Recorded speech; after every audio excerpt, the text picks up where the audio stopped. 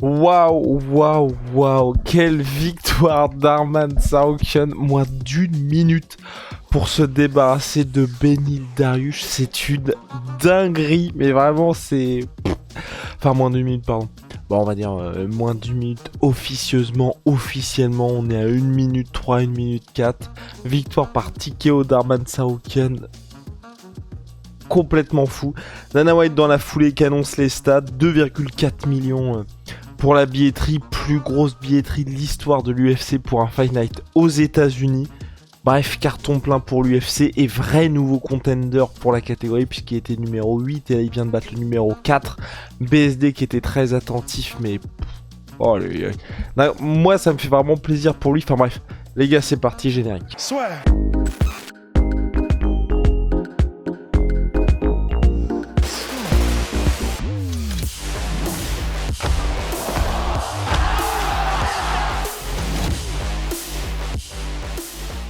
Arman Tsarukyan, vous le savez, avec Big Rusty, on l'adore, on l'apprécie. Pourquoi ? Parce qu'Arman Tsarukyan, c'est un gars, au-delà du style, c'est moi ce que j'adore, c'est les mecs comme ça, c'est les gars besogneux qui n'ont jamais eu de cadeau au moment d'arriver à l'UFC. Il a 27 piges, Arman Tsarukyan.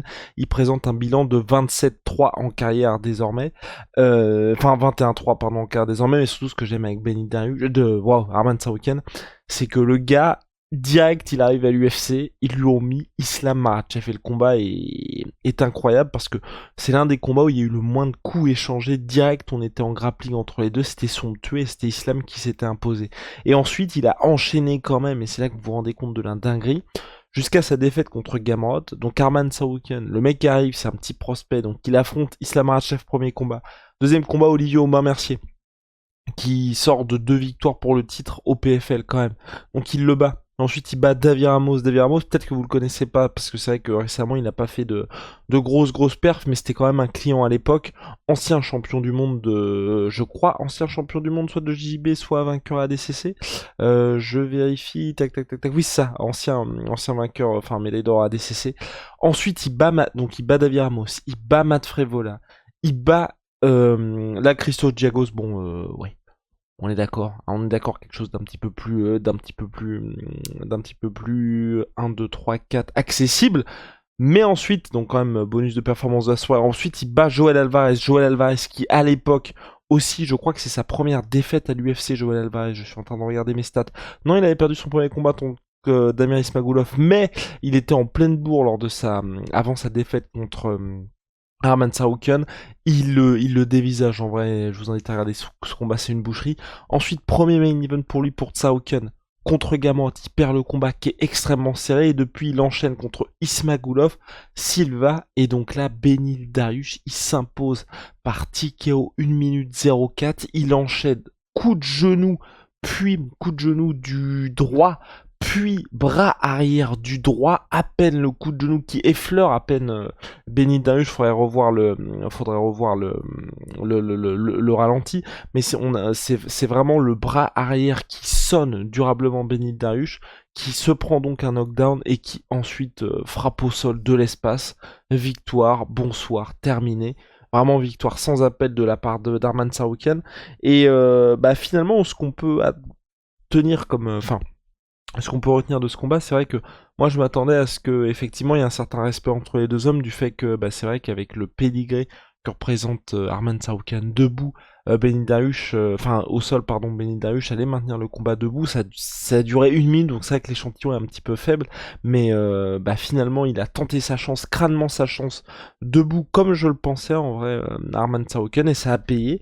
Et puis voilà, là aujourd'hui il se retrouve dans une situation, il vient de battre le 4ème au classement UFC, 3 victoires consécutives pour lui, beaucoup de respect. Il a expliqué qu'il voulait le finir, il voulait rentrer chez lui avec la victoire et combattre ensuite pour le titre. Il a dit si j'ai pas le titre c'est pas grave, de toute façon ils vont tous y passer.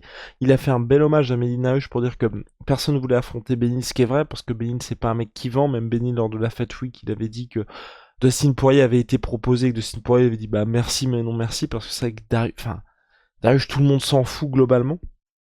Et donc Arman Tsarukyan, au-delà de dire que personne ne voulait l'affronter, il a expliqué que Benil Dariush c'était un mec qui était extrêmement respectueux, donc vraiment chapeau à lui là-dessus. Et donc voilà, et puis il a continué par dire aussi, je regarde mes notes, hein, qu'il pouvait lutter, qu'il pouvait faire du grappling, qu'il pouvait faire du striking, quand Daniel Cormier lui a demandé qu'est-ce qu'il avait pensé, soit de sa performance, ou soit effectivement de sa performance debout, est-ce qu'il avait été surpris par ça. Voilà, aujourd'hui Herman Sagokian c'est vraiment quelqu'un d'extrêmement complet, très difficile à manœuvrer, et non, moi j'ai hâte de voir la suite, je pense que ça va être un petit peu léger pour le prochain title shot. Pourquoi? Parce que oui, il le mérite sportivement, mais c'est vrai qu'on est dans une catégorie où il y a beaucoup de noms, enfin je veux dire des Justin Gaethje, Dustin Poirier, Islam Makhachev, Charles Oliveira.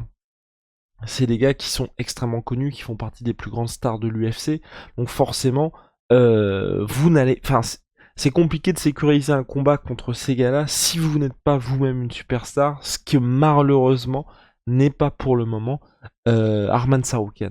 Donc je pense qu'il devra passer par quelqu'un d'autre. Il est quatrième. Comme je l'ai dit au niveau du classement, bah là c'est vrai qu'il n'y a que des superstars au-dessus de lui. On avait BSD qui était extrêmement attentif quant au combat. Je pense que malheureusement pour le BSD, on ira plutôt vers un Benny Dariush que vers un Arman Saroukian, parce que c'est vrai que BSD, quand on regarde le classement, enfin, il y a plusieurs gars qui sont possibles aujourd'hui pour BSD, parce que au regard de cette soirée, il y a aussi Jalin Turner qui là aussi, moi je suis un peu dégoûté parce qu'il a battu un des gars que j'aime beaucoup, vous en foutez, hein, qui est Bobby Green.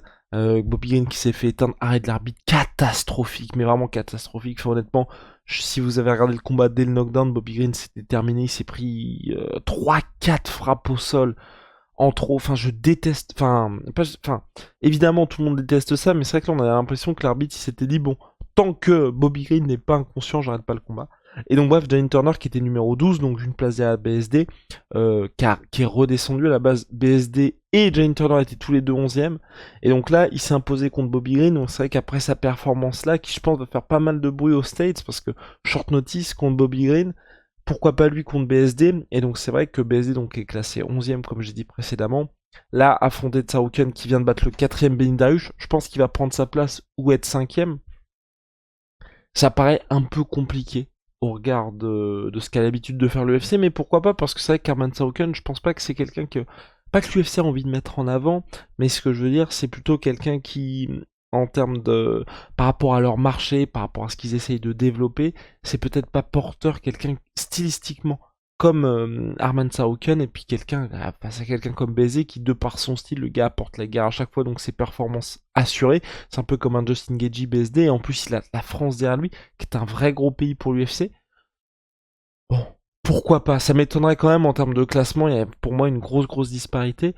Et moi j'irais plutôt vers, là aujourd'hui pour BSD, soit Jalin Turner, soit un...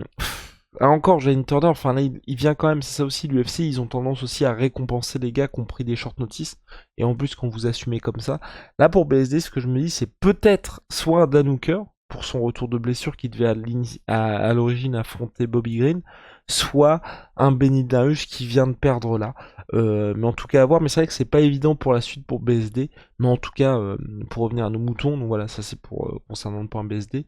Pour revenir à nos moutons, Arman Tsarukyan, chapeau, mais vraiment chapeau bas, super performance, c'est le genre de truc où il a eu son premier main event contre Gamrot, frustrant pour lui, mais combat somptueux, on était vraiment dans du MMA total, il s'incline de peu, c'était à l'UFC Apex, donc c'est complètement différent au-delà d'être dans une salle, d'être au Texas avec un public qui est vraiment hyper engagé. Il réussit brillamment ses débuts, en vrai main event j'ai envie de dire, dans une salle comble, et ouais non, pour la suite, comme je l'ai dit, Charles Oliveira, Justin Gaethje, Dustin Poirier sont tous devant lui, en imaginant qu'ils prennent la 4ème place. Michael Chandler, selon toute vraisemblance, il affronte Conor McGregor, donc très compliqué pour lui d'affronter ces gars-là. Derrière, ce qu'il y a, c'est un Raphaël Fiziev, peut-être une revanche contre Gamrot parce que le combat est extrêmement serré. Après, donc derrière, on va avoir Dan Hooker qui est classé 9ème, ensuite Rafael Dos Anjos, ensuite BSD. Je trouve qu'au regard de sa performance, ce serait un peu dur pour lui de regarder après cette place de 9ème finalement, parce que une fois que vous avez battu le 4ème, c'est un peu dur, on va dire, en termes de classement UFC. Donc très curieux de voir ce que l'UFC va faire, parce qu'il commence à être dans une situation un petit peu compliquée, avec un nouveau contender qui monte, qui est jeune, qui est sur une belle série de victoires. Pour BSD, comme j'ai dit, ça va pas être très clair, mais voilà, en tout cas, très belle soirée de l'UFC Austin. Franchement, ces Fight Night là, quand les combattants ont envie de finir, ont envie de faire plaisir aux fans, C'est incroyable. Et bah voilà, dans 2 semaines, il y a le dernier pay-per-view de l'année. On a hâte de voir ça.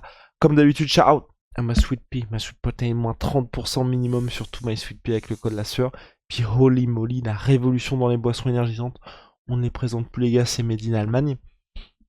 C'est bien mot pour long avec les boissons habituelles puisque c'est en poudre. Et j'ajoute, c'est quand même très important qu'avec le code LASUR5 sur votre première commande, vous avez moins 5%. Avec le code LASUR10, vous avez moins 10% euh, sur les commandes qui sont récurrentes. Voilà les gars, à très vite. See ya.